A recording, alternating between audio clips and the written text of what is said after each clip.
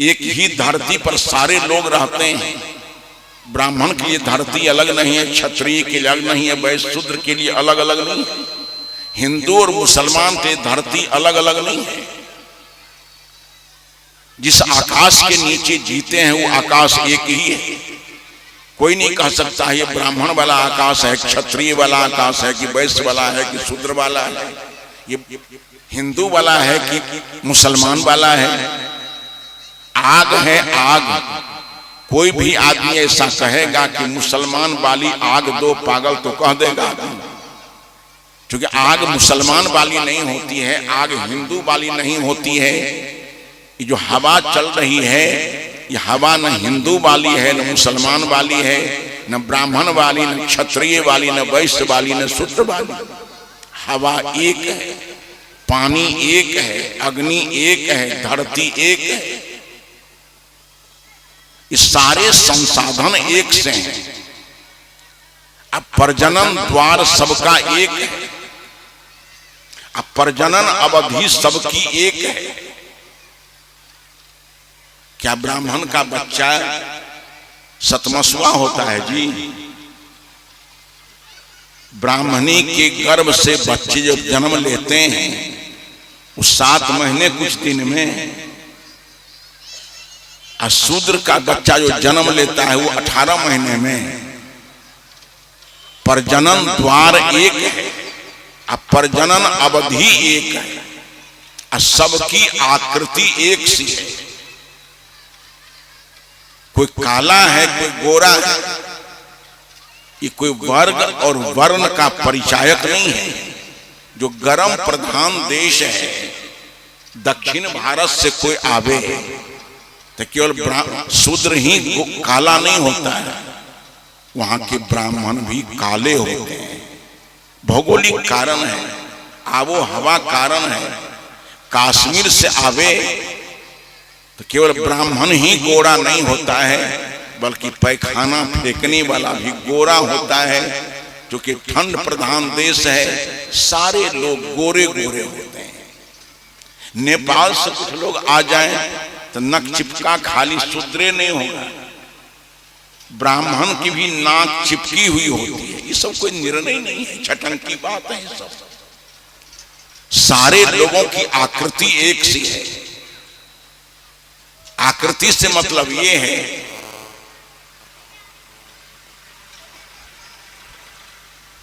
कि सबके बीच में नाक है, और नाक के दाईं तरफ बाईं तरफ 2 आंखें हैं, और ठीक आमने सामने कनपट्टी में 2 कान हैं।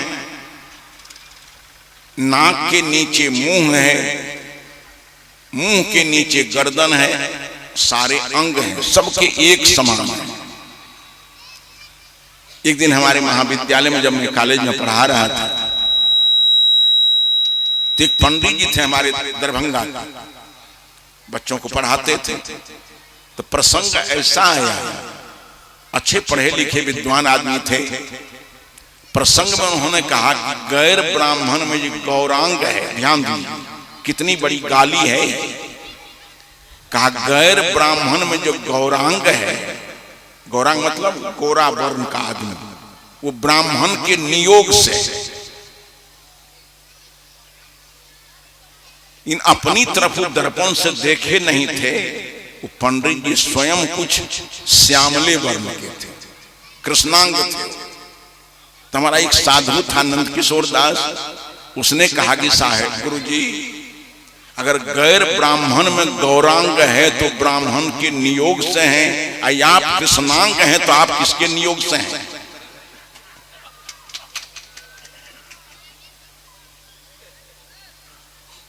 ये स्पष्टबादिता कबीरपंथी में होती है। इसको खंडन नहीं समझना चाहिए, इसको सुधार समझना चाहिए। बहुत से लोग हमसे शिकायत करने जाते हैं कि रमाशंकर साहब जबरदस्त हथौड़ा चलाते हैं। हम कि हथौड़ा नहीं चलाते हैं, जो सच्चाई है उसका उद्घाटन करते हैं। तुम पक्षपाती हो उसी सरी गली बातों को तुम दिल दिमाग में चिपकाए चल रहे हो, इसलिए लगता है कि रमाशंकर साहब खंडन करते हैं। आत्मा का खंडन कभी नहीं करते हैं। मातृदेव पितृदेव इसका खंडन कभी नहीं करते हैं। गोबर देव का खंडन नहीं करेगा, दिमाग खराब हो गया है। तुम जो गोबर को देवता मानते हो, पेड़ पौधा को देवता मानते हो, ये सूखे बांस को देवता मानते हो, इतना गड़बड़ विचार रमाशंकर का नहीं है, इसको स्वीकार नहीं करेगा। जो देव है उसको मानते हैं। मातृदेव है। वेद के ऋषि ने कहा कि मातृदेवो भव, पितृदेवो भव, आचार्य देवो भव। 3 देवों की परिगणना वेद के ऋषि ने की है। आप तो 1.5 दर्जन अलग से दुनिया भर के झंझट तैयार कर लिए हो। वेद के ऋषि ने कहा कि मां देवी है, पिता देव है और गुरु देव है।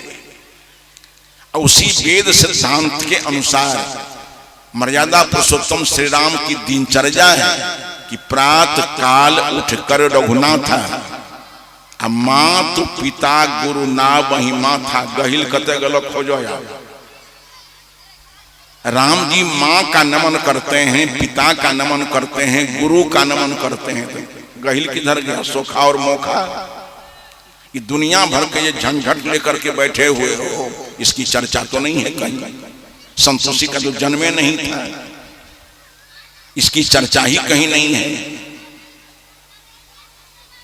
तो जो वेद का सिद्धांत है, माता देवी है, पिता देव है, गुरु देव है, इसका मंडन करते हैं रमाशंकर जी। और माता पिता सेवा दवा हवा के लिए घर में तरस रहे हैं। तुम्हारी सेवा की जरूरत है माता जी को, पिताजी को, दवा की जरूरत है, व्यवस्था की जरूरत है। अब तुम दौड़े चले जा रहे हो बहंगा कंधा पर लेकर के बैजनाथ धाम। इसका खंडन रमाशंकर जी करते हैं कि तुम्हारे जीवन में विचार करके देखो, तुम्हारे जीवन में बैद्यनाथ बाबा की कुछ भी लागत नहीं है। ध्यान देना, जितनी देव और देवियां हैं उसका हमारे जीवन में कोई लागत ही नहीं। सीधी सी बात है, जो हमारा शरीर बना है, थोड़ा सा मसाला माता जी का है, थोड़ा सा मसाला, अरे बोलो ना भाई, यही काम तो जिंदगी भर किए हो। तब थोड़ा सा मसाला माता जी का है, थोड़ा सा मसाला पिताजी का है। बैजनाथ हुआ कि मसाला छिटक करके चला गया क्या उसमें? तो हमारा आपका जो शरीर बना है, कितनी अतर्क साफ सुथरी बात है रमाशंकर जी की, इसका खंडन नहीं करते हैं। माता पिता के मसाला के संयोग से ये आत्मा के साथ इस मातृ गर्भ में ये पिंड का गठन होता है। माता जी का मसाला, पिताजी का मसाला और आत्मा का संयोग, तीनों मिल करके मां के गर्भ में इस पिंड का निर्माण किया। 9 महीने कुछ दिन में ये सारे आकार बने और सारी क्रियाएं माता जी की हैं। मां सांस लेती है, गर्भ में छोटा बच्चा है, वो सांस नहीं लेता है। मां की सांस से गर्भगत बच्चे के शरीर की क्रिया हो रही है। मां जो भोजन लेती है उसका जो रस बनता है, मां की नाभि से बच्चे की नाभि जुड़ी रहती है। जो भी मां भोजन लेती है उसका रस बनता है, तो जरूरत भर गर्भगत बच्चा ले लेता है। शेष रस से मां का पिंड पोषण होता है। इसलिए आप लोगों को अनुभव है कि कोई स्त्री जब गर्भवती होती है आपके घर में, उसके लिए आप लोग कुछ न कुछ पौष्टिक आहार का प्रबंध करते हो, बावजूद उस गर्भवती औरत का शरीर पीला और ढीला पड़ जाता है। क्यों? इसलिए आहार जो लेती है उसका जो रस बनता है उसका 2 भाग में विभाजन हो जाता है। जरूरत भर गर्भगत बच्चा ले लेता है, शेष रस से मां का पिंड पोषण होता है। मां जो आंखों से देखती हैं उसका संस्कार गर्भगत बच्चे पर पड़ता है। मां जो कानों से सुनती है उसका प्रभाव गर्भगत बच्चे पर पड़ता है। इस जीवन के साथ मां की बहुत बड़ी जिम्मेदारी है। तभी हमारे ऋषि ने कहा है कि माता निर्माता भवति। इस समाज की निर्मात्री शक्ति मां। मां जो सुनती है वही ज्ञान है पिता के पास। बच्चे पर प्रभाव नहीं पड़ेगा उसका, क्योंकि बच्चे से कोई संबंध नहीं है पिता का। मां जो बातों को कान से सुनती है उस श्रुत ज्ञान का असर गर्भगत बच्चे पर पड़ जाता है। सुनिए भी, विचारिए भी या कुछ पढ़िए भी, तो मां जो कानों से सुनती है उसका असर गर्भगत बच्चे पर होता है। हमारे यहाँ के लोग बड़े सावधान थे पहले। जो गर्भवती औरत होती थी उसके सामने धर्म ग्रंथ की बातें होती थी, वीरों की बातें होती थी, दार्शनिकों की बातें होती थी। जिस प्रकोष्ठ में गर्भवती औरत रहती, दीवाल में बुद्ध का चित्र, महावीर का चित्र, वीर भगत सिंह का चित्र, मीरा का चित्र, सबरी का चित्र, कि आदर्श पुरुषों की चित्रावली को मां देखेगी तो गर्भगत बच्चे पर ये संस्कार उतरेगा। बड़ी सावधानी बरती जाती थी। तो अर्जुन के दिमाग में सारा ज्ञान है, लेकिन अभिमन्यु के जीवन में नहीं उतरा, चूंकि लगाव नहीं है पिता से। ये पिता जो बैठे हुए हैं, आपके साथ कोई लगाव नहीं है बच्चों का। बच्चे का लगाव उसकी नाभि से है, उसके कान से है, आंख से है। जो अपने ज्ञानेंद्रियों से माताएं अनुभव करती हैं, वो अनुभव का ज्ञान गर्भगत बच्चे पर उतर जाता है।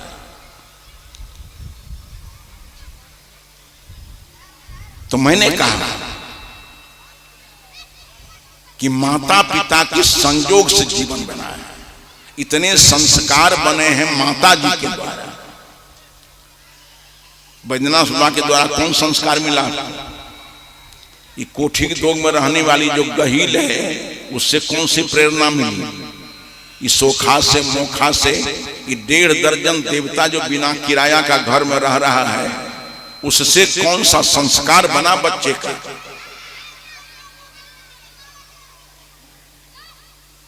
एक बार देखिए आप लोग, एक विद्यार्थी पढ़ रहा है, कोई सुधार भी नहीं है उससे। मैं उदाहरण के साथ आपके सामने अपनी बातों को रखूंगा। एक अध्यापक ने बच्चों को टास्क दे दिया। लड़का प्राथमिक कक्षा में पढ़ता था, अक्षर ज्ञान ले रहा था। अब किसान किताब, महल टहल, ये सारे शब्द लिख करके इसका स्पेलिंग ठीक करके ले आओ, हिज्जे ठीक करके ले आओ। लड़का गया और अध्यापक की मार के भय से रात में दीप जला करके रट रहा है, कहर्षिकार, स्वाकार, नौ कसान। अब कहर्षिकार लगा रहा है और उच्चारण गलत करता है, किसान को कसान करता है। याद कर लिया। आज जिसको सुबह शाम अगरबत्ती दिखाता है, उस सरस्वती का भी चित्र है दीवार में। जितनी देव देवियां हैं सबके चित्र दीवार में हैं। जिसको सुबह शाम अगरबत्ती लगा करके प्रार्थना करता है, हनुमान जी भी हैं, गणेश जी भी हैं, विद्याधिष्ठात्री सरस्वती भी है। लड़का गलत उच्चारण करता चला जा रहा है। ने सरस्वती इशारा किया कि बेटा, जब मात्रा लगाते हो कहर्षिकार तो की होगा, कसान कैसे कहते हो? एक भी देवी देवता ने उसका सुधार नहीं किया है। कल जब वो 9 बजे विद्यालय पहुंचा है और क्लास टीचर आया, कहो कि हो कल का टास्क तैयार करके लेकर, एकदम हुजूर तैयार करके ले आए हैं। कहा बोलो। किसान, कहा कहर्षिकार, स्वाकार, नौ कसान। अब कोहर्षी कार कहता है, उच्चारण करता है कसान, सरस्वती सुधार नहीं किया, गही दुर्गा सुधार नहीं किया, हनुमान जी हैं सुधार नहीं किए, गणेश जी हैं सुधार नहीं किए। सुधार कौन किया? जो कल के क्लास टीचर है चेतन, वो सुधार किया। तो किस दिन के लिए देवी देवता को रखे हुए हो? आज सारे लोग विचार तो कीजिए कम से कम, ये सभी संत महात्माओं के दिल में दर्द है। थोड़ा सा दर्द आज हो गया है प्रिय नीतीश जी को। शराबबंदी की घोषणा उन्होंने कर दी। हमारे कबीरपंथ के समाज के लोग, संत समाज के लोग बहुत पहले से इसका विखंडन करते चले आ रहे हैं कि नशा दुर्व्यसन ग्रहण मत करो। ये कबीर विचार मंच से निरंतर ये उद्घोष होता जा रहा है कि हजारों बह गए इन बोतलों के बंद पानी में, जो डूबे हैं गिलासों में न उबरे जिंदगानी में। ये तेरे हाथ का प्याला है, तेरी मौत का प्याला, घुला है जहर शरबत में, छिपी है आग पानी में। न कर बर्बाद अपनी जिंदगी बोतल के दीवानों, वो काटेगा बुढ़ापे में जो बोया है जवानी में। ये कौन कह रहे हैं? ये चेतन संत लोग कह रहे हैं। कोई शराब बनावे नहीं, कोई शराब बेचे नहीं, कोई शराब पिए नहीं। कौन कह रहा है? चेतन, नीतीश कुमार। ऐ देवता सब क्या कह रहा है? आपका भगवान क्या कह रहा है? भगवान जो सब जगह बैठा हुआ है, जिसके लिए आप लोग डंका के चोट पर कहते हो कि बिना ही हरि कृपा तिरन नहीं डोलही, एक पत्ती भी बिना भगवान की कृपा से नहीं हिलती है।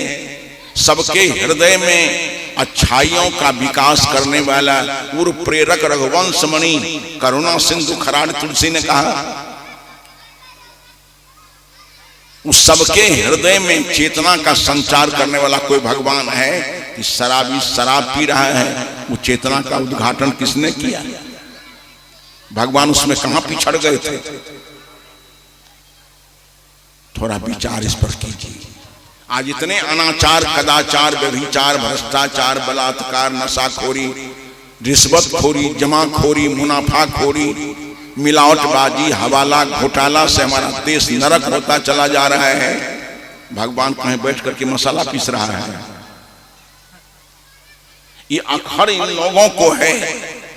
इस सारे लोग सत्तू पी पी करके प्रचार करते हैं गली गली में कि हमारे समाज से अनाचार बंद हो, कदाचार बंद हो, व्यभिचार बंद हो, बलात्कार बंद हो, पारस्परिक जीवन में राग और द्वेष समाप्त हो जाए, व्यक्ति व्यक्ति में लगाव हो, सद्भाव हो, सारे लोग संयमशील हो, सारे लोगों का जीवन दुर्व्यसन, नशा दुर्व्यसन मुक्त हो, हमारे परिवार के सारे लोग मातृभक्त पितृभक्त बने, समाज का शोषण नहीं करे, दोहन नहीं करे, उत्पीड़न नहीं करे, अपहरण नहीं करे।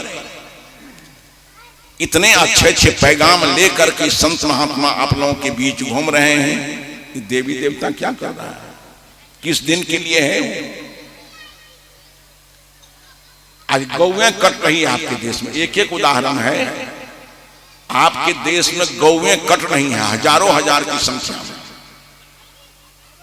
हमारे पूर्णिया अररिया में बधशाला बनी है जिसमें 900 भैंसें रोज काटी जाती है गिन कर। उसी के बगल में गौ बधशाला बनी है जहां हजारों की संख्या में रोज गौएं काटी जाएंगी। जितने अहिंसावादी लोग हैं, गौ भक्त लोग हैं, सारे लोगों ने प्रदर्शन किया कि बधशाला बंद हो, गौ की हत्या बंद हो। पुलिस प्रशासन उसको पकड़ करके जेल में रख दिया है बेचारा, अभी तक जेल में सड़ रहा है, कोई जमानत कराने वाला नहीं है उसको। तो आदमी इस जीव हत्या की बंदी के लिए अभियान चलाता है, प्रदर्शन करता है। आज आपके देवी देवता क्या करता है? खासकर आपका भगवान जो है तुलसी का भगवान, वो कहते हैं कि विप्र धेनु सुर संत हित लिन्ह मनुज अवतार। विप्र के रक्षा के लिए, गौ की रक्षा के लिए, साधु के रक्षा के लिए, काल्पनिक देवी देवता के रक्षा करने के लिए परमात्मा आते हैं। आज गौओं की इतनी हत्याएं हो रही हैं, तो क्या गौ वंश का खूंटा उखड़ जाएगा? तब भगवान आगे क्या करेंगे? ताली बजावेंगे? आखिर आपका भगवान कर क्या रहा है? इतना अनाचार कदाचार व्यभिचार से धरती बोझिल होती जा रही है। क्या फर्ज बनता है देव देवियों का? क्या फर्ज बनता है इस भगवान का, जिसके भरोसे हम लोग हाथ पर हाथ दे करके बैठे हुए हैं? ऊपर वाला जाने, ये बात कबीर को पसंद नहीं है। सदगुरु कबीर देव कहते हैं कि काकी आस लगाई ना, सुनिए, सदगुरु कबीर देव कहते हैं कि मेरे भोले भाले लोगों, काकी आस लगाइया झूठी हुआ की आस। तुम हाथ पर हाथ दे करके किसके भरोसे ऊपर देख रहे हो? ऊपर में तुम्हारी समस्याओं को समझने वाला, तुम्हारा समाधान करने वाला कोई नहीं है ऊपर में। काकी आस लगाइया झूठी हुआ की आस। हम लोग सारे के सारे लोग हाथ पर हाथ देकर के ऊपर देख रहे हैं कि अनाचार कदाचार व्यभिचार भ्रष्टाचार बढ़ गया है। ऊपर वाला कब उतरेगा? ऊपर वाला कहीं होता भी तो उतरता, वो बेचारा उतरेगा नहीं। अब जानते हो काहे? और जगह उतरे तो उतरे, बिहार में तो नहीं है उतरेगा बेचारा ऊपर वाला। ऊपर वाला कोई भय हो गया है कि बिहार की धरती पर हम उतरे तो कहीं हमारा भी न अपहरण हो जाए। आपके आतंकवाद से आपका काल्पनिक भगवान भी आतंकित हो गया है। देश देखते देखते नरक होता चला जा रहा है। सदगुरु कबीर साहब कहते हैं कि ऊपर नीचे का भरोसा छोड़ दो, आपन आस कीजे बहु तेरा, काहू न मरम पावल हरि केरा। सारे लोग अपने श्रम और साधना का भरोसा करो, सारे लोग अपने जीवन में सुधार करो, नशा दुर्व्यसन नहीं ग्रहण करो, अनाचार कदाचार व्यभिचार न करो, इंद्रिय लंपट न बनो, चोरी हिंसा नशा व्यभिचार इन पंच महापापों से अलग रहने का दृढ़ संकल्प ले लो। यही भाव सारे लोगों के अंदर पैदा करने का प्रयास करो, समाज का सुधार होगा।